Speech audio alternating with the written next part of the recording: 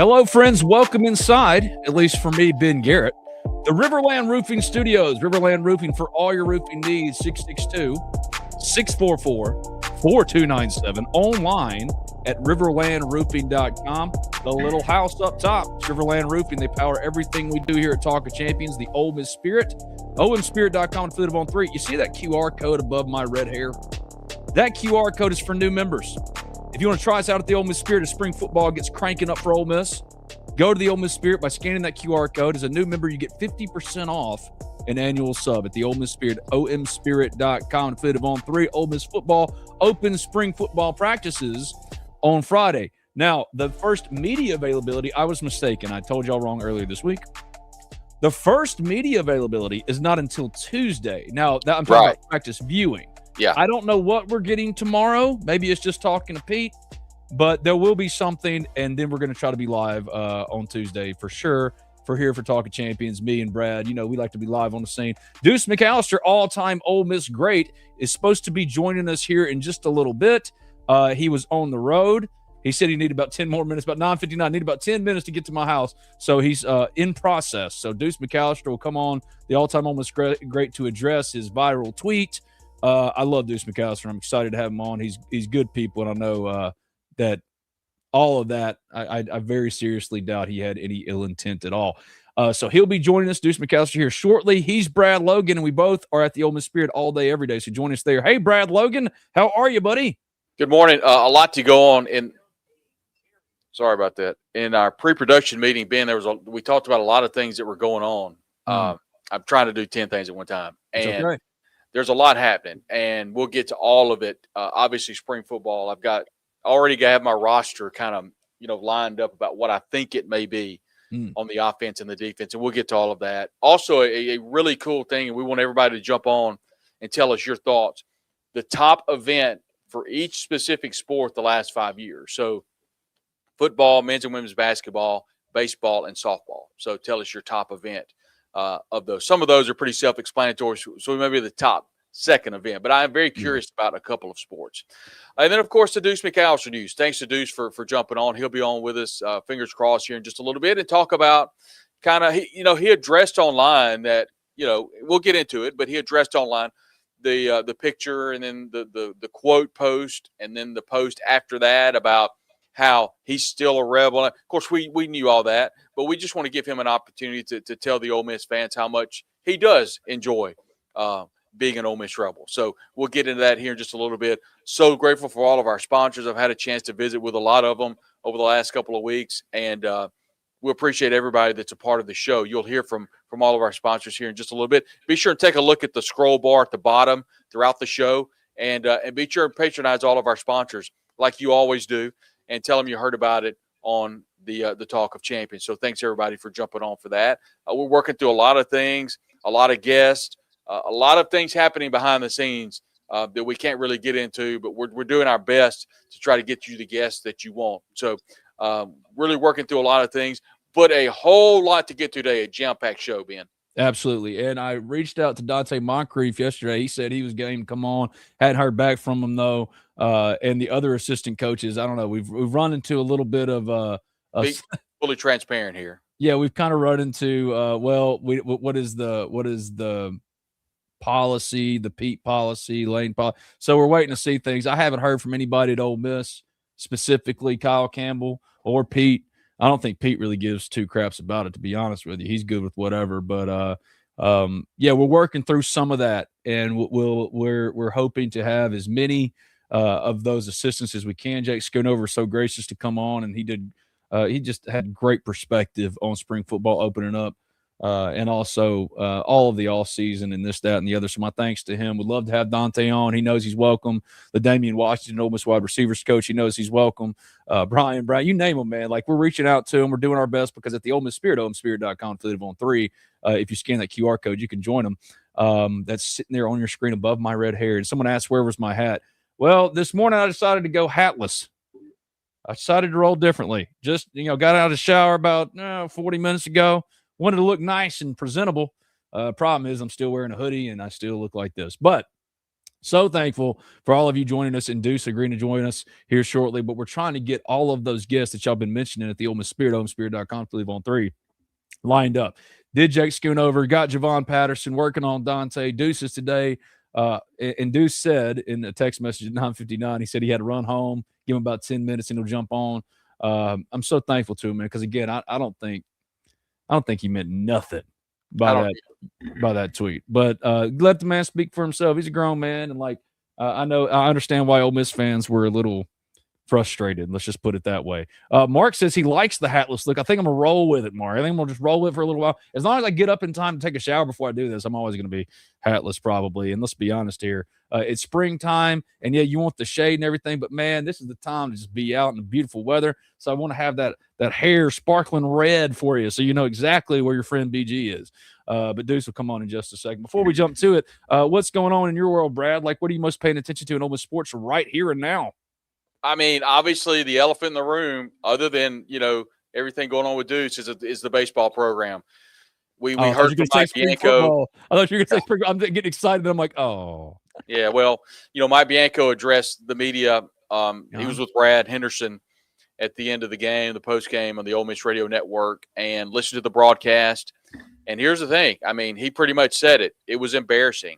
And we didn't drive. I'm quoting here as best I can. We didn't drive all this way to play like this. And he used the words embarrassing. He said, it stops with me. So there was no excuses. There was no, well, that's baseball. It was Mike Bianco being very transparent that it is unacceptable. Playing against a team in Memphis that, let's be honest, Memphis is not a good baseball team. No. And, obviously, I think someone put on the board, and if I remember the message board poster, I'd tell them it was a really good stat. Ole Miss's record in the non-conference in 2022 when it won the national championship. I remember it wasn't great. I say non-conference, the midweek games in between the conference schedule. I believe that's what the post was about. So, sure, I mean, you could look back and history would indicate that midweek baseball is not the end-all, be-all. But if you watch the game or you listen to the game and you were not frustrated, then I'm not sure what to say. Ole Miss had ample opportunities to score runs.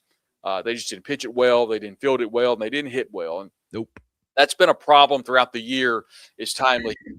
I talk a lot about Chris Beard and his slogan "Winning Time," and he really got into that last year, talking about how the team under when Malik Dale would catch fire, and then Sean Padula would get hot.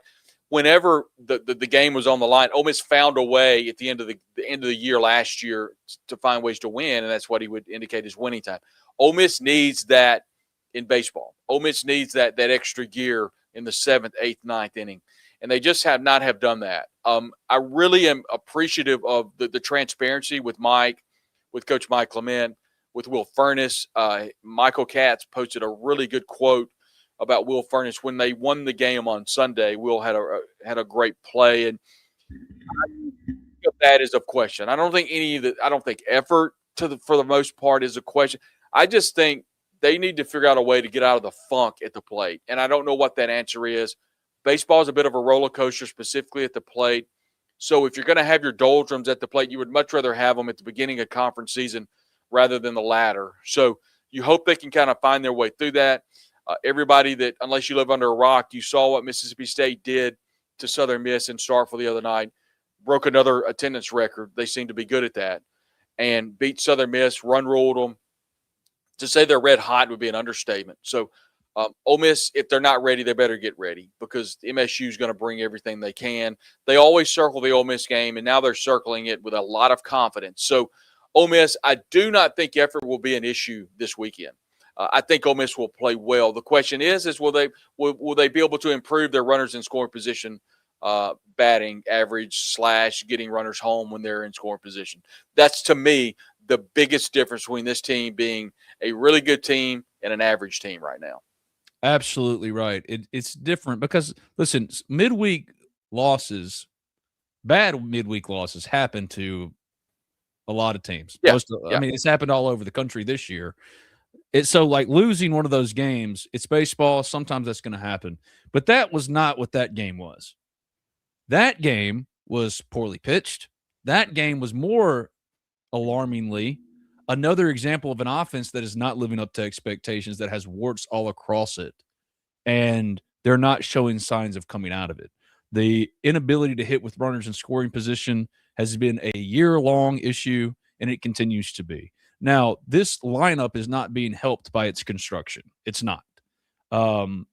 And trying the same things over the same thing over and over and over again and expecting a different result is the definition of insanity. So for me, until everyone kind of makes some adjustments, not just the players themselves at the plate in a 2-strike approach and putting the ball in play and all that kind of stuff. Like, I'm not a big believer in weak contact. So the whole idea of we'll put the ball in play, see what happens, I've dismissed that. But when you're not doing it at all and your entire philosophy is the three true outcomes, a walk, a strikeout, and a home run, that becomes a problem when you're just trying to scrape some runs across because the homers aren't there. Because Ole Miss has hit like 40 homers this year, but Oklahoma's like number 1 with 120 or something crazy.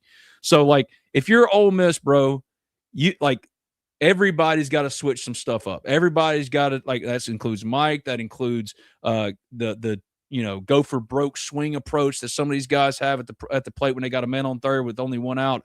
All of those things matter. And until there are adjustments made by everybody, man, it's going to be the same thing over and over. And I don't know how you can have a lot of optimism going into the Mississippi State series this weekend, because Mississippi State looked really impressive and has looked impressive all year. This is Talk of Champions. I'm Ben Garrett at Spirit Ben on Twitter. That's Brad Logan at Brad Logan, COTE, right? Ole Miss Spirit, OMSpirit.com, affiliate on 3. And who just walked up in this place, man? It's my guy. It's Duce McAllister. Hey, Deuce McAllister, one of the greatest Ole Miss Rebels of all time, the best running back for my money in Ole Miss history. It's Deuce. Hey, Deuce, what's up, man? Can you hear us? Oh, we can't hear Deuce, though. Can we hear Deuce? Can you hear us? There we are. Deuce, can you hear me okay? I can hear you, but I'm over here fighting with my mic and my earpiece. Can you hear me? We got you good now. We can. How are you, man? Good to see you. How's everything going? Doing well. I can't complain. I can't complain. What about yourself? I'm good. I'm glad to see you, man. First and foremost, your son was on the recruiting visit this weekend to LSU. I didn't know baby bro had already gotten up to be about 6'4" and 200 pounds and all that kind of stuff, man. And when did he become a wide receiver? He's only been a receiver for a couple years. He started out as obviously a running back and being able to touch the football a little bit more than at the receiver position. But as his body just continued to grow, kind of transitioned over to a receiver. So he's only been there a couple years, and it's been an interesting process. And so when I tell you that, it's really been because, as you guys know, once you open that bottle, when you talk about recruiting, it's open. And we've tried to keep it closed as much as possible. And a lot of that is intentional. I mean, because the biggest thing for me, just going through this process with him and even with my older son, I want him to be a kid. You want him to be a kid as much as possible. And so I think that's probably the most important part of it. And then the other piece of it is not necessarily allowing them, but keeping them hungry. And a lot of times you see so many athletes or individuals, you chase the offer, but you forget to put in the work. And so if you're not putting in the work, the offer at some point may not mean anything. And so it was good. It was a good process. Obviously, when you look at it, the aftermath of everything that kind of happened and no part of himself and that being my child, he had nothing to do with it, and that was, like really myself and kind of in that instance. And so, I own that. It was something that was probably not the smartest to use to say, but you have individuals, I don't want to say that don't necessarily know me, but, don't necessarily know me. And, you kind of question, well, is he look, I've been in Louisiana for 25 years. So, yes, there are instances where you are pulling for LSU. You want them to do well. But, if you think that my loyalty or my love for Ole Miss is not there because I do stay in Louisiana, then you don't really know me, and I don't think that you probably knew me at all. I mean, I'm following this team, whether it's not just football related, but I was dejected that our ladies basketball team, kind of got hosed in the tournament just a couple of days ago. You talk about you drop a game to Memphis this past week. You got Mississippi State coming up at home. You are one game away from sweeping the previous week as far as baseball is concerned if you don't drop a couple of pop flies. I mean, you're not following things of that nature and kind of being a half fan, if that makes sense. And so I keep up with it. Obviously, how you have to try to separate it from my personal experience until, what's best for my son and family. That'll be something that's quote unquote separate. But yeah, it's interesting. Yeah, well, I was looking at it. First of all, Curtis, 6'4", is 6'4", 180. He's won back-to-back state titles in basketball. Before we talk more about this tweet stuff, let me ask you specifically about the basketball player. Does Curtis got all right, where did the hoops skill come from? You know what I mean? I love the game. His mom did play college on the college level at Alcorn State, and so there's some talent there, and we've played on a couple of different circuits last couple of years. We've been on the Nike circuit, and that's where we'll be again, and that's quote unquote the elite, the top. And the one thing that we've kind of done as a family, and particularly just me and my wife, is like, look, we're not talking offers. There was one that did happen with Southern Miss, and that one was unique and special, is because of Southern Miss. It was really because of Tevez Calhoun, who is someone that I know personally he's from Ludlow. And so Calhoun is where I'm directly from. We go to the same church, to this day, we go to the same church. And now when Tevez had the opportunity to be on the practice squad for the Saints, I told Tevez to stay with me.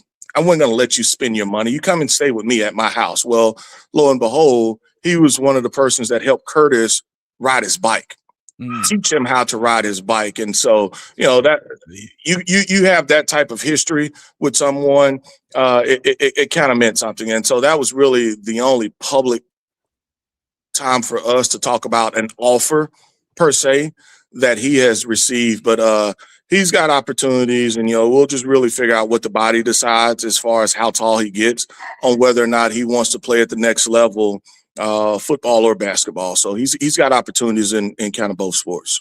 Well, here's what I want to say about this tweet thing, man. When I saw it, my first reaction was Deuce was just was on a visit with Curtis, took a picture, threw the tag on it, and moved on. Did you expect to get this kind of response, or what for you? Were you swept up in just the weekend thing? Like this, it seemed rather to me, knowing you, an innocuous thing. Were you surprised though about what it turned into? Yeah, you hear my pup in there going off, and Yes, so I may have to go and just let him out for a second. But it was when you're not as close on a daily basis, kind of like you guys are. Mm-hmm. For me, it's I didn't think that it would be that much, even though you kind of know some of the situation. You're not. I'm not that deep in it to say, hey, I know every move of what has happened, what happened, how it happened, etc.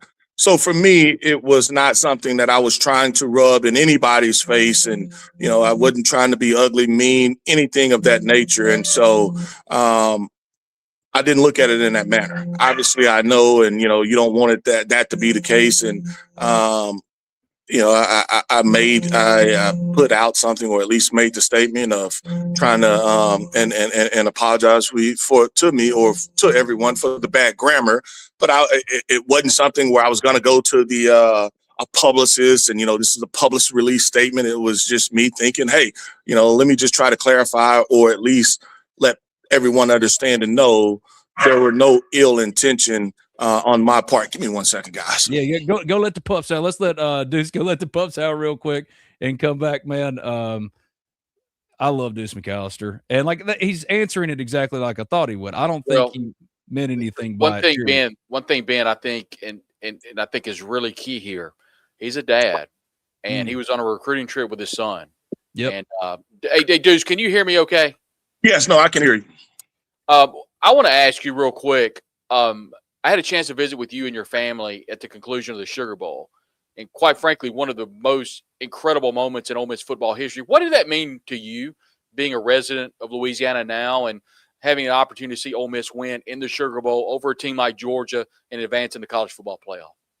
Well, I was pleased with just, them to be able to have success that they've had, not just the Sugar Bowl, but just the success that they had. Me and my other son, we were there for the Tulane game. We were in Oxford for the playoff game. And so to see our fans, to see those players be able to, have that moment and kind of prove and show that they do belong amongst the elites.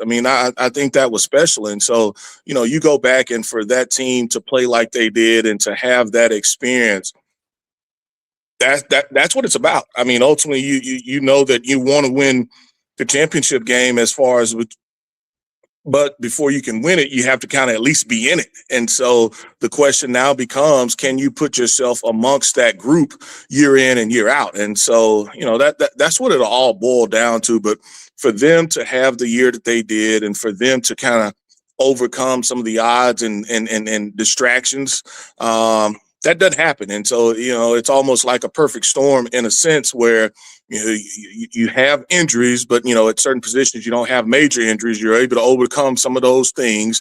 You're able to play really, really well, even though you have some of the outside stuff going on. And so, just to see it from that perspective, it was impressive. And so, a lot of times when I look at the game, since I'm fortunate enough to do, I've been doing professional football for the last 10 years, whether it's radio or television, that's how I normally view it. And so it's impressive. Because just when you talk about 18, 19, 20, 21, 22, whatever age they may be, it's hard for the focus to be there game in and game out, and or the injuries, they may play a bigger factor than sometimes we lead on to, but those young men, they were able to overcome it. Deuce, you've obviously followed this team, specifically last year's team. When Lane took the job at LSU, that left Pete Golding as head coach, and he had a lot of boxes to check off, and the one box he didn't get checked off was winning games. And then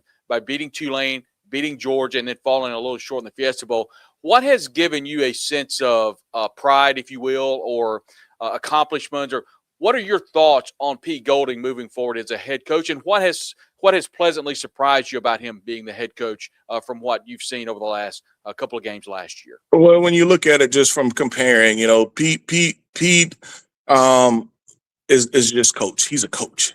And not to say, you hate to compare he and Lane as far as their style. Lane has a style. Lane is a guy that, he sells everything that he does. It's a salesmanship. He wants to get fans involved. He wants to be able to, at all times, it's the pro mindset that he uses. And not to say that Pete doesn't use it. He may just not express it in the same way. And so he may be using those same terminology, but Lane is going to be able to put it out there for everyone to see. And Pete, from what I know from knowing him and knowing, just what you've seen so far, it'll be similar, but he has a different way of moving. And I think, I've been pleased and happy to see, you look at some of the guys that he's been able to bring on and some of the former players. I think that helps him to be able to say, from a recruiting standpoint, this guy's been here. This guy knows what it's like to be a part of it. This guy wants to not only keep this program at the level that it is, but they want to take it even higher. I think that means something. And when you have a couple of head coaches, former head coaches on your staff, I think that helps with everything that he has to be able to do. Because a lot of times you look at guys that are first-time head coaches, a lot of times it's not necessarily the struggle of coaching the game. It's dealing with the other stuff. It's dealing with the admin stuff. It's dealing with the PR stuff. And so I think that's probably one of the biggest adjustments that you have to kind of make, and then hiring football coaches that understand the game. that understand your vision, that understand what you want to accomplish, and having those guys be able to go out and do it. Deuce, one more quick question for me. You had an incredible career at Ole Miss. You and I have talked. I know you loved your time at Ole Miss. What do you remember fondly about your years of playing at Ole Miss, and what does Ole Miss mean to you specifically as one of its best football players of all time? You remember everything. I mean, you remember. I just saw something where they did a piece on Randy Moss in the New York Times. I remember going up to Detroit, and you remember playing in that game against Marshall and being able to win that game. And they talk about, I think it was the first two plays we were able to score. The first play for them, they end up scoring. And I mean, you have those moments. I remember meeting Barry Sanders and John Avery, and just those guys being able just to help with that transition for myself. And then you go back and playing your last game against Mississippi State in the rain, or at least at home in Oxford, and not wanting to lose that game. And you go back to Starkville, you remember the kick, or at least the ball being batted up, kicked up into the air, and they end up stealing a game from us over in Starkville. The fight, your freshman year, you remember all of those things. And so for me, it's always, you want to leave a place in a better situation than we found it. And hopefully we were able to lay some of the foundation, and you had guys that obviously did it before us, but you want to continue to lay that foundation to where you leave a program better than what you founded. And so to be able to go to 4 straight bowl games, to be able to win 3 of those games, and from a personal standpoint, to be able to set some goals and to accomplish those goals, from a personal standpoint, those are all things that you kind of make or put out for yourself. And, some you were able to hit on, some you were not. But at the end of the day, it's my school and I love it. And, I want them to continue to do extremely well. And it's just not in football. That's in all sports. Mm-hmm. Well, last thing, one of the few things, because I said only keep you for 15 minutes. I'm trying to hold you to that because Duce McAllister is a hard man to pin down. He's busy as hell. Whenever he comes into town, I only hear from him every once in a while. It's messed up. I told him next time he comes in town, I don't hear from him, be pissed. Number one, what did you think about the way Lane left? And 2, with all that stuff, and you mentioned it, man, the balance of being a recruit's dad and being an all-time Ole Miss legend. How do you reconcile that and handle it differently when you meet him one-on-one? Because I know you didn't love the way he left. You know what I mean? So to meet him one-on-one and to take that, how do you reconcile that a little bit? Well, from when you look at it from my perspective as a dad, I cannot allow my love for Ole Miss to not allow him to be recruited, if that makes sense. And so we talked about it. Look, there's certain stuff I couldn't make myself do. I couldn't make myself do certain things as far as, you talk about taking pictures and then look, my son can go and do it because look, he was born here in Louisiana. He's a Louisiana kid. But at the same time, my relationship with my university and, the love that I have for Ole Miss, it's going to be there. That won't change. And so I have to obviously be a dad first. And, I will let him be recruited, by, wherever he sees he fits. And, there's a legitimate opportunity for him to play. And so, that'll work itself out as we kind of go through that evaluation process. And so, from a personal standpoint on how Lane leaving and how it all went down, we all have our personal feelings. We all know that, you wish it was done in a better way, but I don't know if there was ever going to be a better way, outside of forcing, or you're either doing it, you're staying, or you're going completely. And so it's hard to be able to have the cake and be able to eat it too, where I get the best of both worlds, just because, as you guys know, and we all know it, how the transfer portal works, how signing day works, the ability to be able to pull players. There's just a lot. And so you needed some clarification, and, you don't like how it ended. You don't like how it went. But at the end of the day, you kind of deal with it and you move forward. See, what I learned through my viral moment is that even the things that you say kind of in passing, Deuce, they get stuck to you. So what did you learn from this thing, man? Like, what did you learn from this? Is it just, hey, let's not say just different anymore? You know what I mean? And do you regret it? Because I don't regret saying you can't turn a hoe into a housewife. I'll stand on it to this day, bro. Well, I mean, I think that's you look at time. I think that's been proven. You know, with that statement. You know, but for me, you know, one of the things I never in this process, particularly when you talk about recruiting, it's not about myself. Mm-hmm. You know, I don't want it to be about myself. I want to be able to continue to evaluate to see what the best options are. And I want to be able to do it kind of, I don't want to say quietly because, you know, I understand, I do get it. But at the same time, it's not going to be a spectacle with us. Like I said, one of the things you won't see is, every time you talk to a coach or you get an offer or even on a visit, most of the time you won't even know it, you know. And so there's not a lot that from a press standpoint that we want to talk about. We want to just go through the process and we want, you know, just to be able to evaluate it and see what's best. You know, I know when you look at it from a ranking standpoint, you know, because he's never done any camps, so to speak, as far as the opening or UA or whatever it may be, you know, just and some of that is because of how the sports seasons, they kind of overlap. Mm-hmm. I'm not going to send him out there and do something that he's not prepared to do, if that makes sense. And so there has to be some calculated things in there, but you know, I know at some point you're going to have to make a decision. We do understand and know that on which direction you do go as far as which sport you do go. And so, you know, we'll just see how that plays out. He's Duce McAllister, one of the very best. No, for my money, the greatest Ole Miss Rebel of all time. I was going to say earlier when you mentioned Randy Moss and the Motor City Bowl, that thing don't even exist no more, Deuce. No, they don't play it anymore. They stopped it. I'm saying, like, that was like a seminal moment for little Ben Garrett driving up to Detroit, Christmas time, watching Deuce and them, dude. And now you're telling me it don't even exist anymore. We didn't know how good we had it, bro. But you will always and forever be one of the greatest Ole Miss Rebels to ever play. You're the man, Deuce. Thank you, my friend. Deuce. I appreciate you. Appreciate it. And next time you come into town and I don't hear from you, just know you're going to get a swift kick in the ass next time I see you, okay? I'll make it happen, my brother. I appreciate it. Thank you guys so much. Appreciate you, Deuce. That's Duce McAllister, the greatest Ole Miss Rebel of all time for my money, explaining his viral tweet and all that kind of stuff. I'm so thankful for him coming in, and it kind of fit exactly what I thought was the case. Yeah, to me, what you know, I hadn't really thought about this angle, but he was very transparent, and basically what it is you're a Louisiana native. Mm-hmm. Obviously, he made it very obvious and very apparent that he is a huge Ole Miss guy. Yep. So that is not in question. No, never But was. when your kid's on a recruiting visit and the head coach of that school, regardless of who it is, right or wrong, the kid probably gets caught up in the moment.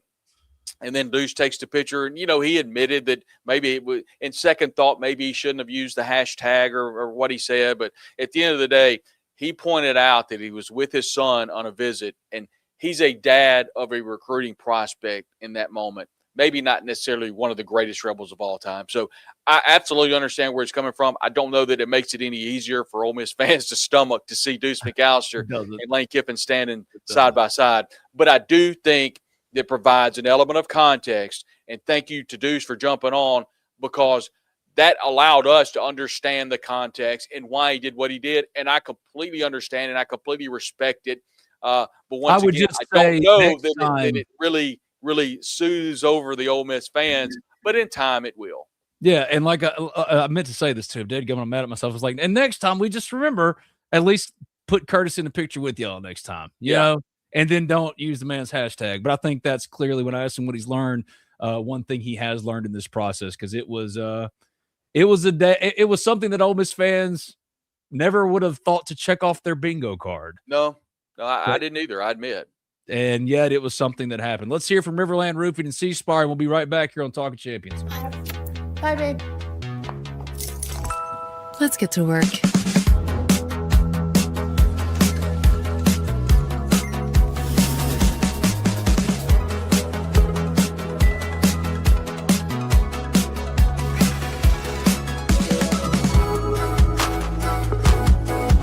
Advanced technology to accelerate business growth. There's more to see. Start my weekend. C-Spire. Customer inspired. C-Spire for all your technology solutions, advanced technology solutions, cspire.com. Thankful to Wade, Mina, and Ori, and all those guys over there that have supported us here at Talk of Champions. Support them and patronize all of these. Like Brad said, anytime you see one of these sponsors that are on these little banner ads here at the bottom of the screen, man, support them. They've been so incredible to us and helpful to us.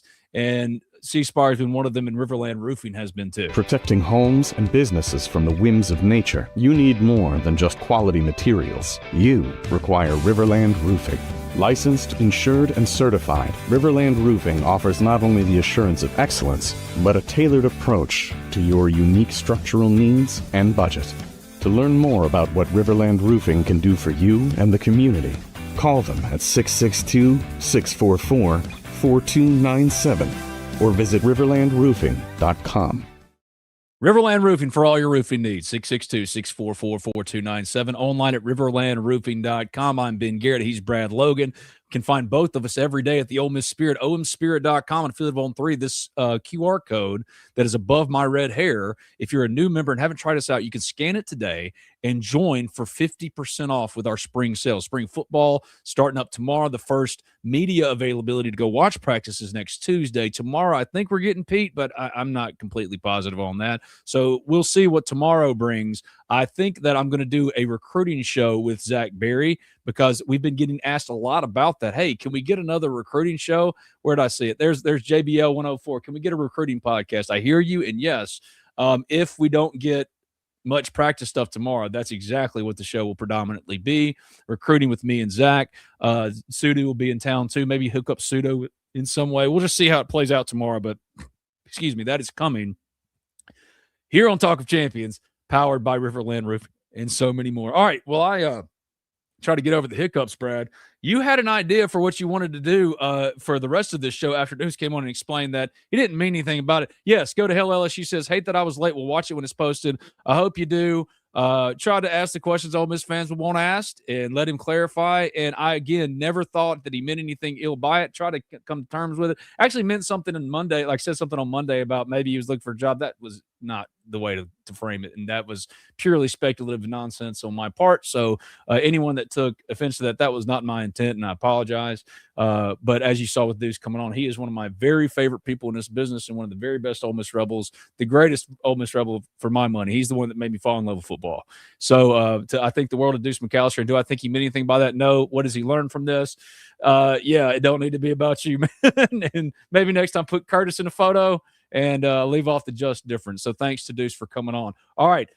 What did you want to hit on? The 5 most important what? Yeah, the 5 most important. Can we touch on something first? Yes. Since we're talking about it, and Lane finds his way into things all the time. Did you see this, Brad? Did you see this? Here we go. Things don't happen overnight. It takes a lot of work to get a program up to an elite performing program level. And so we're making some first steps, but there's a ton of work to do. And like I said before, we've assembled a good roster, but at the same time too, there's a ton of work that goes into that to get program back up to where everybody around here wants it to be. And why the reason that we came here, it was 7-6 last season. So within that comes change. Within that comes a lot of work, because that's a long jump to go to the level that I came here to get at, and all the people around the program want to be at. So it was good. Things don't. I'm going to go ahead and say this is typical Lane Kiffin stuff. This is what he does. You do not get the benefit of the doubt with the way you left a $40 million roster and $100 million coming your way. Not to mention in the portal era, it's different, bro. It's different. All right. When you get a $40 million roster, they expect at least Kirk Cignetti production, which means 11-2 in year 1 and 16-0 in 2 years at Indiana and win a national championship. You signed up for that. Don't go running from it now. And you can't be trolling and doing that things you do and hooking our guy Deuce into a picture that is going to go viral and that you can talk your crap and then say, but wait a second. Let's calm, like let's turn down the temperature. And also, like you say, he said multiple things. Let's turn down the temperature, then continues to troll. Okay, just different, but also don't expect us to win big in year one, even though we got a $40 million roster. You're talking out of both sides of your mouth. You're wanting to never be held accountable for anything. Nothing has changed. So I just wanted to say, Lane, you've proven it once again. Zebras don't change their stripes. Because I'm going to tell you this very simply. You go 9-3 with the best roster LSU has ever constructed, like you did with Ole Miss in 2024, they will fire you. You signed up for it. Don't go running from it now. You said you wanted the smoke. Don't go running from it now. Come on now. All right, Brad, I wanted to touch on that. What did you think of that? Oh, I think two things are true. I think on the surface, if we're talking about the coach at Nevada or the coach at Wisconsin or, heck, Arkansas, I think what Lane said is true. I think it does take time. But I also think it's true. LSU fans, they're not buying that. They're not buying what he's selling because his contract is for how much, Ben? Just the coaching contract. Pushing $100 million. And I think sources indirectly or directly have said that Lane's budget is $45 million. Mm-hmm. He's got a $40+ million roster. Yeah. So that ain't going to play. No. And LSU fans, they're not going to buy that either. 8-4 is not going to fly in Baton Rouge. It's just not going to. And I need to find it and I need to send it to you. I thought the SEC Network did a terrific job kind of breaking down where LSU is right now in regards to expectations, tempering expectations, where the program is with Lane. You're not paying a coach $100 million and giving him a budget of $40 million plus for an NIL budget to go 9-3 and go to the Citrus Bowl. That's just not going to happen. So, and then eventually we will look at the schedule. To me, this, and people are asking why we're talking about this, because this has Ole Miss written all over it. Because the game against Ole Miss on September the 19th is going to be what type of season LSU is going to have. You talk about LSU and Ole Miss and LSU. How about if Ole Miss wants revenge about how the way that Lane Kiffin left, the easiest way to get your revenge, and oh, by the way, to shut him up online, beat him. Just beat him. You don't have to say a word. And that's one thing that, and I'm not speaking on behalf of Keith Carter, or I'm not speaking on behalf of Duce McAllister or Deuce McAllister, or anybody else, but everybody's been quiet on the Ole Miss side. Everybody hasn't posted anything. Nobody has said anything. They're just going to work. So talk to me September 20th, and let's see where Lane's saying then. Because if he reverts back to his speech that we saw here in March about how expectations are out the roof and it's going to take a time to build a program, I'm sorry. Sorry, Lane. But to kind of roll things back into Juice Kiffin, that dog don't hunt. And it's not going to hunt in Baton Rouge, and it damn sure didn't hunt at Ole Miss. And so I'm just saying, he can sing that song all day. That's just not going to play in the Southeastern Conference, and it's not going to play in Baton Rouge. Javon Campbell, 6'2", 4'9". Lane also said that they practice at the previous place for this opportunity. Then if the practice is anything like, if you practice like you play, then, buddy, LSU fan, you better be concerned as heck. Because, again, 9-3 with the best roster, man, and missing the playoffs, losing inexplicably to a real estate agent in Kentucky because he was going through a bad breakup, or losing to Florida because you started a fifth-string wide receiver in Micah Davis instead of Ulysses Bentley, who you still won't talk about because you know that the personal stuff runs deep.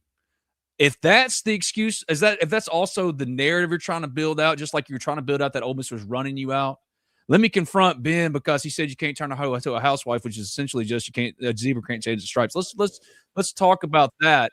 Because they're calling me a hoe. They're telling me I can't coach the playoffs. See, I didn't do anything. Ole Miss just pushed me out. No, you decided this year was your move year. We've been talking about this since October. You're approaching Pete Golding on the field after the Oklahoma game saying, hey, man, you ready to go to Florida? And he's like, no, you know I'm not going with you. Everybody knew you were leaving. The only reason some of us, me specifically, were saying I think he's going to stay is because you wouldn't be able to leave without looking like a dick. You left anyway, and guess what? I was right. You left and looked like a dick. So you don't get to do all of those things. Again, having your cake, like Deuce said, and eating it too The same thing with Lane here. All right. You don't get to say just different, $40 million roster, $100 million coaching staff, leaving the way you did, calling it the previous place where you underwhelmed. All right. Like Ole Miss proved it doesn't need you anymore by winning two college football playoff games without you. All right. So the idea that you can both be hashtag just different, but also hashtag it's going to take some time. It don't wash, brother. It don't wash. It just shows that you have no conviction of anything except yourself. You have an inability to say, you know what? I fell short. And at the end of all things, it tells me you haven't learned anything from your time at Ole Miss. If you're already setting up those type of expectations, it tells me that, Lane, you ain't changed at all. And if history bears out, you haven't won shit in your career. Still to this day, despite making more money than Kirby Smart, you got 3 CUSA championships, and that's it. So, buddy, you wanted it. You got it. Don't sit up there and downplay. Don't sit up there and talk about how just give me some time. Just give me a little time. No. Your time left the building when you screwed Ole Miss. You left in the middle of the night, and then you took a $100 million deal at LSU and a $45 million NIL budget. You don't get time with that. Yeah, no, bro. And like acting like you didn't have a $20 million roster at Ole Miss. Practice for the previous place. Practice what? Billy Glasscock doing all your recruiting for you? Your general manager doing the calling around and just doubling the books of the place you previously committed at? Like, I hadn't seen a different – like, what did you practice other than untoward and more shitty behavior? God is good, and you're supposed to be at LSU. Good for you. Stop being a dick because you didn't get your way and continuing to operate that way. I'm done with it. I'm done with it. September 19th, and I know what people are going to say. Well, like, where was this energy when he talked to you on the field? Dude, it was there. And trust me, when we went in the tunnel, he didn't have nothing to say because I asked him. He didn't have nothing to say in the post-game press conference. He only is about the viral moment. He got Deuce. He got me. All of it is superficial. It's surface-level stuff. There is very little beyond that. He's going to try to tell you that it is. But until he wins at the level he thinks he's won at, he's the same old fraud that he's always been. And Ole Miss would have loved to keep him. I would have loved for him to stay here. And guess what? The press conferences with me and him would have been fun as hell. But now that he's at LSU and he made his choice, don't run from it now. Don't run from it now. I mean, when he approached me at the field, which y'all didn't see, and he said, did that look like a team that was distracted? No, I didn't say that. Atlanta said you can't turn a hoe into a housewife, and that's objectively funny, is what I told him, and also true. And then he walked off, and he walks back, and he still can't say, you know what? Maybe I did leave in a bad way. I'm sorry that I left so messily. Hey, you know what? I shouldn't have said that, or I shouldn't have done this. It's not who he is. And we thought that he changed in that way. That's why Ole Miss fans were like, no, this is not what we've seen. And I hope that he has success at LSU, because if he doesn't, you are going to be painted forever as both a fraud and a hoe you can't turn into a housewife. Sorry, buddy. All right, the 5 things. What, Brad? Here's what we're going to do as we turn the page. By the way, September 19th. That's all people need to say. Y'all act like I like talking about this cat. He constantly injects himself into this. You know what I mean? Like, he knew exactly what he was doing, taking a picture with Deuce and not including Curtis. Come on now. Curtis was on the visit. Do I think it was Deuce's fault? No. I think it was Lane's fault. Because immediately Lane comes out on Twitter and retweets somebody saying the best running back in Ole Miss history. He has all the time in the world for Lane and nothing for his former team. It's all calculated. It's Regina George burn book stuff from Mean Girls. This is who he is. And the thing is like Ole Miss fans are ready to move on, but he won't let it go because he doesn't have an identity separate from what he did at Ole Miss. Because where else has he done what he did at Ole Miss? Nowhere else. Well, you could say, well, Florida Atlantic, no one had ever won there before. No doubt. And he's still got 3 CUSA championships. I don't see any playoff wins, SEC titles. And yet he's getting paid more. He's acting like he's earned it, and he hadn't earned it. This is a man who was born, his coaching career started on third base. And he acted like he hit a triple. He's a brilliant, beautiful football mind, man. He's nuts. I mean, like, dude, nobody in game is more fun to watch than Lane Kiffin. Bro's just got it, man. But in terms of just being a fair and equitable and decent human being, all right, the 5 what? Here's what I want people to do in the chat. Join us. All right. What we would like to talk about is, over the last 5 years, the top moment in the sports listed in football, men's and women's basketball, baseball, and softball. and you kind of look back over the last 5 years, some of those are kind of self-explanatory, like the championship of baseball, and then softball making the national or the World Series. But I'd love to get everybody's thoughts. The top moment the last 5 years in football and men's and women's basketball, because there are a couple of really high water marks. And so just love to get everybody's thoughts. I know, obviously, we talk about football. To me, the high mark, without question, is the Sugar Bowl. That is a moment that I will never in my life forget, seeing all the crowd, all the fans, all the players, all of the coaching staff, grown men and women in the stands just sobbing, happening down in New Orleans. That was one of the coolest moments I've ever been able to see. Ben, I know there's been a lot in regards to football over the last 5 years. Yes. For me, if we're going for the last 5 years, the candidates for that would be like 28-10. But honestly, in the grand scheme of things, that was just the high water mark for 2024 because no one cares about the Gator Bowl. The Egg Bowl was blah. And that game, as far as consequence, doesn't even hold a candle to the Sugar Bowl win. Yeah. I would even contend that the Fiesta Bowl, even though you lost the Fiesta Bowl, but being one play short, was of more consequence now and more memorable. The high water mark is the Sugar Bowl. It's unquestionable. Yeah. It's unquestionable. Because nothing had – like that was Ole Miss announcing on multiple fronts that it was going nowhere. Number one, it beat the team that everyone said was you beat the final boss in the SEC in Georgia. You did it without Lane Kiffin. You know what I mean? You held on to your roster. The Sugar Bowl just on so many different levels was critically important for the present, past, and future and validation for what Ole Miss is trying to be. So the Sugar Bowl, 100%.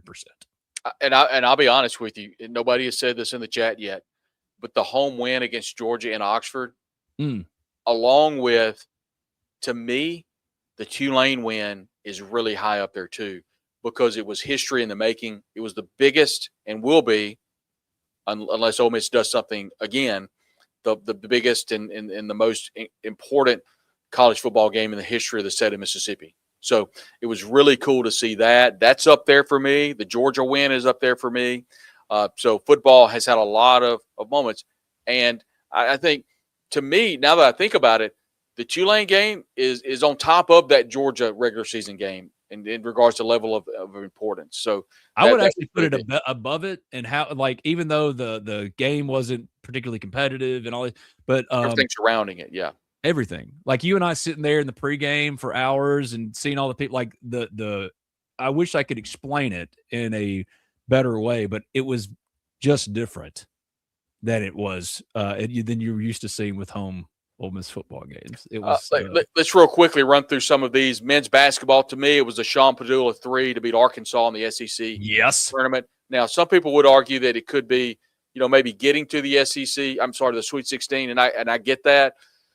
But Ben, I'll be honest, that was one of the coolest moments I've seen for men's basketball under Chris Beard, is winning that conference tournament game. Absolutely. Obviously, the Sweet 16 matching the greatest ever accomplishment in program history. That mattered, but you lost that game in that run. Like the accomplishment more than the game itself. We're just talking about moments, singular moments. The accomplishment in the Sweet 16 of making the Sweet 16 is not the same. So for me, it was that North Carolina game because as with Hubie Davis losing his job and all that, I mean, he went to a title game in his first year, back-to-back first-round exits. One of those first-round exits, the first one, was North Carolina. And I just know coming out of the first four, North Carolina had so much they were a trendy pick by everybody to make a run similar to Texas this year, and they ran into the buzzsaw that was Ole Miss, and Ole Miss whipped that team. And I know it was pretty competitive, especially late, but like Ole Miss took it to that team and what it meant so much to those players and coaches about that game specifically. And again, I'll never forget, last year my wife and I celebrated 15 years of being married. We're not rich people. I'm a sports writer. She's a third grade math teacher. So we went to Oxford to eat at Downtown Grill and ended up seated right beside Chris Beard and Matthew Morrell, a dinner that had been set up. And we spent the whole night talking basketball. And Emily thought it was the coolest thing because she'd never seen me in that element really before. And it was cool to talk to Chris. It was just a really memorable thing, and talking to Chris and Matt about that UNC game specifically. He said, I told Matt, man, if we beat UNC, I'll take you to Downtown Grill. I'll buy you whatever you want to drink, whatever you want to eat. And that game was a seminal moment for that very special team that made history. Yes, they haven't made the NCAA tournament in 2 out of 3 years under Chris, but the one year they did, what a special team they had and what a run they made. So, yes, the Sweet 16, the accomplishment for me, UNC or the 3 against Arkansas in the SEC tournament for sure. Now, women's basketball, you could have some picks with women's basketball. There's been a lot, and I think everybody's going to lean towards advancing to the Sweet 16 back-to-back years for Coach Joe. And if they hadn't got a weird whistle the other night, Cody McMahon, only playing 21 minutes, I think she could have went back to back to back. So, but to me, it's those back-to-back Sweet 16 games. But I'll be honest, there were some games this year that I thought Ole Miss played really good down the stretch, and they won some games that maybe they weren't favored to win. I thought, although anytime you beat Tennessee at home is always a lot of fun. And here's a men's basketball game, Ben, that nobody really talks about. I think kind of catapulted this team, put them into another level. Is last year when they beat Rick Barnes in Tennessee at home in Tad Smith. Listen, inside the pavilion. Mm-hmm. I thought, to me, that really set up Ole Miss for the stretch run. And to me, I thought that was a huge win, a regular season win for Chris Beard. But I think beating Tennessee this year for Ole Miss and Coach Yo was big. There have been a lot of big wins under Coach Yo's tenure. I think she's looking for that big win over LSU, over Texas, over South Carolina. Every year she's getting closer and closer and closer. So you're hoping that maybe she can get that win next year. But to me, it's definitely those back-to-back Sweet 16 teams. Yeah, I think that's a good one. As far as what other sports did you want to do? Because I want to talk about baseball and then softball. Softball obviously is advancing to Oklahoma City. Yes, period. They got hot easy under Coach Traxel. They're struggling right now, but they got hot and advanced to the Women's College World Series in Oklahoma City. And then baseball, obviously the 22 national championship is number one. I mean, there's no close second, really. But to me, the second thing was winning the Super Regional in Hattiesburg. That was one of the coolest moments I've ever seen, to be inside the state of Mississippi and actually win a game over a team in Mississippi to advance to Omaha. To me, that was easily the second, although it's a distant second. That's the second for me. That Hattiesburg the dominance in which they played with too. They went down there and beat that team down to punch through the glass ceiling and make it to Omaha, win a world championship, win a college baseball World Series championship. 2022, the dog piling on the mound. I was there again. Me and my wife have been fortunate celebrating our anniversary in 2022 in Omaha. And she was like, Ben, you got to run down there and join them on the field. So I did. And it was something special. Where is it? Oh, there it goes. This is always going to be the one. Come on now. That's always going to be the one. Yeah. And I got some flack from friends. They're like, dude, you can't take a picture with the trophy, you stupid idiot. I did, and I'm glad I did. And now did you mean to get the scoreboard in the background? I did not, but I'm glad I did. That was a really good picture. Is that a Bruce Newman special? No, this was I think my friend Josh McCoy just took it on the field. Okay. Because I know me, Chase Parham, and Jeff Robertson are my guys, our guys. We took a picture too, but it was just, Chase hates taking pictures, so he wouldn't do that. But I was like, yeah, screw it, I'm grabbing They say, Ben, you want to hold the trophy? Duh. You know what I mean? Duh. Hey, so, speaking of everybody, I'm going to have a conversation with Jeff Robertson. He's got a great book that he co-authored with Chase Parham. You'll be able to hear that right here on the Talk of Champions. We're going to kind of go in detail about the book. I've talked a little bit about Jeff. Well, hold on. You vamp for a minute. I'm going to go get the book. Hold on. You keep. Yeah. I've talked to Jeff a little bit about this, and I want to go a little bit deeper into, number one, how you came about writing a book. Number two, the process in writing the book, the collaboration with not only Chase, the co-author, but also the collaboration with the university, with Maya Bianco. Like I said, when it was Ole Miss Media Day, when we were live with you guys from the facility, we talked to Jeff about this. And so I just want to go a little bit more in detail with Jeff and go just kind of give you the full gamut of what it takes to write a book. That was a special season. It was one in which we talked earlier in the podcast about how Ole Miss didn't play well during midweek non-conference games, didn't particularly play well at some points during the SEC season, but figured some things out in the latter part of that season. And like you said, got hot. And That's kind of the advent of the Rebels. The Rebels got hot. The thing that Tim Elko, and there's the book. See, how did Chase get like first billing, top billing right here? Chase Parham. It's alphabetical order. We'll pretend that's true. It's a great book, and I am someone that is like I'm not going to lie to you.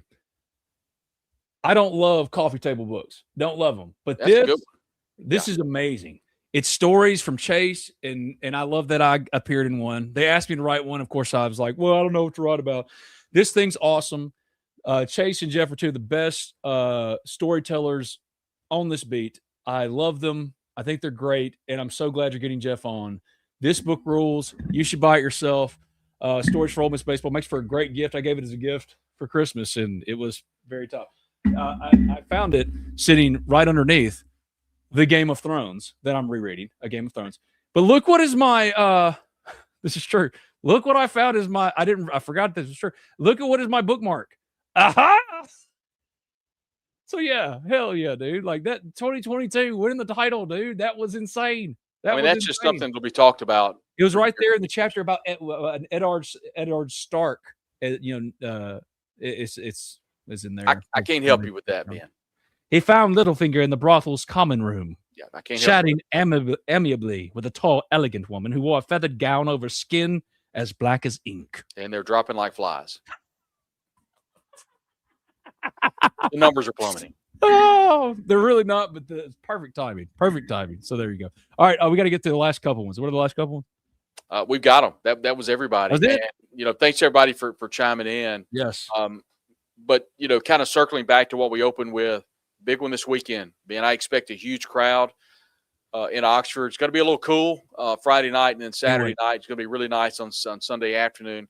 What are your thoughts about the weekend? I think it's pretty, unanimous. Ole Miss would like to at least get one from Mississippi State. Well, yeah. After Memphis, I feel like a lot of Ole Miss fans are probably would probably respond the exact way I'm about to. Have no confidence at all in it. None. I do. First of all, Mississippi State has absolutely owned Ole Miss in baseball for the last. It's been years now. They've won 8 of the last 12. So for me, it would be monumental. Ole Miss is playing the toughest schedule in America this year, an historically tough schedule. It was important getting a series win at home over Kentucky. The fact that Ole Miss fans were upset over dropping one was crazy to me because, honestly, the way they lost it, and it wasn't crazy to me. The way they lost, I understand it. Like, you want to sweep that because you know how historically tough this schedule is. But to get out of there with a series win was, in and of itself, critically important. Jumped them back in the top 25, only for them to lose to a 6-16 Memphis team. And the way the offense looked, how inept the offense looked in that loss to Memphis was critical. I'm concerned, and I don't have a lot of confidence going into this weekend. I think Mississippi State's the best team in baseball right now. I think they could come in here and whoop your butt. If you are able to win the series, buddy, you're cooking with bacon grease, and all is forgotten from a midweek loss in a historically tough schedule that you shouldn't have taken, but sometimes it happens. You go and win 2 or 3 against Mississippi State, it's all a rage. It's fine. You're back on schedule. But that is a tall, tall task, and Ole Miss has typically not been up to that task under Mike Bianco against the in-state rival. So you're facing the toughest team. Do you have the horses? Yes, but you just haven't seen what you've needed to. Like Austin Foley, Daniel Purcell, like you could talk about underperformance across the board. Even Dom Decker striking out more than he ever has. Like there's some things that are legitimately concerning. And I would love to be proven completely wrong and be pleasantly surprised this weekend with a series win. I'm not expecting it, but that loss to Memphis was inexcusable, inexplicable. And I really appreciate Mike Bianco and his very pointed, and not running from it answers after that. He said, look, this was terrible. We came all the way up here and put that out there, and he blamed himself. And I was like, that's it right there. Way to go, because that was not acceptable. And it doesn't inspire confidence for this weekend. But if they get it, they've got the talent. They've got the pitching. They've got the deadgum talent. And yet you lost to Memphis. It's the way you lost. You weren't even competitive. Lethargic. But I think, if history proves, I can guarantee you that practice has been difficult the last couple of days. And it just feels like this team is, when it clicks, I think it's going to click, and I think they're going to play really well. Does it happen this weekend? Does it happen in 2 or 3 weeks? I do think it's coming. I mean, Mike Clement has forgotten more baseball than I'll ever know. That's my dude. Everybody knows that's my dude, man. Yeah, I know he's working incredibly hard to get over the hump from the offensive woes. And I have no doubt that Ole Miss and Hunter Elliott is going to want to pitch it as well as he can against Mississippi State. And I know the history, and I know that Ole Miss has struggled this year. I just really believe, and I know it's hard to read somebody through a computer screen, but just watching the interview with Mike Bianco and seeing that and just seeing his frustration, I just kind of feel like they're going to figure some things out. Now, I'm not saying that Ole Miss is going to win 2 out of 3 or sweep State or anything. I just think they're going to play a lot better than people think they're going to play. And I think they're going to give themselves a shot. I think it's going to be very competitive. And I think Sunday could prove to be who wins the series. I really do. I like Ole Miss's chances on Friday night, and I think they're going to come out and play really hard. Hunter Elliott's been proven to be a really good pitcher against a number of teams in the conference. I think, their best chance is win Friday, see what happens on Saturday, and roll the dice and Johnny Holstaff on Sunday and just kind of see where it is. You're right. Mississippi State's really good. Probably one of the top teams in the country right now. But it's college baseball. Anything can happen. It's a rivalry game. And if you're Ole Miss, you just want to kind of right some wrongs. And my goodness, score some runners when you get them on base. That's just been a really big problem for Ole Miss. And pitch it well and just kind of see where you're at. But I think it's going to be a much more competitive series than people think. It better be. It needs to be. It kind of has to be. You can't go lay an egg this weekend. You get swept out of your own building this weekend, buddy, that ain't going to fly. It's just not, because this is an historically difficult schedule. So I hope to see Ole Miss get a series win. I know it'll be well attended and all those things. Ole Miss spring football opens tomorrow. Our first availability as media to view it is not until Tuesday. So we'll see what tomorrow brings. A recruiting show's on the way here at Talking Champions. Me and Zach Berry. I don't even think Zach knows about it yet. Maybe if you're watching, Zach, it's happening. My guy at Dirty Eater says I can see them getting run ruled in 2 out of 3. Maybe. I mean, Hunter Elliott, I don't see it either, but Hunter Elliott hasn't been himself quite yet. You haven't seen this team play its best game yet. A complete game, where all things are clicking. Offense, Hunter Elliott, whatever it might be. Cade Townsend, we'll see if he returns this weekend. I bet you they hold him for one more week. We'll see. If so, Hudson Calhoun will go on Saturday. I have complete confidence in Hudson. I think he's going to be your Sunday starter eventually if Will Lippert doesn't get things kind of cleaned up and picked up. So we'll see. But spring football, a lot coming coverage-wise here on Talking Champions, and also at the Ole Miss Spirit. That QR code above Brad's spiky hair. It's the Ole Miss Spirit, OleMissSpirit.com, and affiliate of On 3. Sign up today as a new member. Try us out for half off an annual sub at the Ole Miss Spirit, OleMissSpirit.com. We'll be talking all about baseball, writing all about baseball, stories for you, podcast, everything is at the Ole Miss Spirit. New members half off today with our spring sale. We'd love to have you there. Thanks to Game Day Haircuts. Thanks to Riverland Roofing, B&A Bank, on and on and on. Drew Moak of USA Benefits Group, 601-953-8449, online and quoteswithdrew.com. All of you in the chat, Duce McAllister, the greatest Ole Miss Rebel for my money, not named Eli Manning. I mentioned that because Eli's just my dude. But Eli, you're talking about on Twitter and on the Ole Miss Spirit, Brad is. He was like, who's the Mount Rushmore for Ole Miss? Your Mount Rushmore, which I hate Mount Rushmores, but immediately I was like, oh, I know who my Mount Rushmore is. For football specifically, Eli and Duce is where it starts. So thanks to him for coming on and come and hang out with me and Brad at the Ole Miss Spirit. We'd love to have you. Thank you, Brad. I'll see you soon, buddy. Thanks, everybody.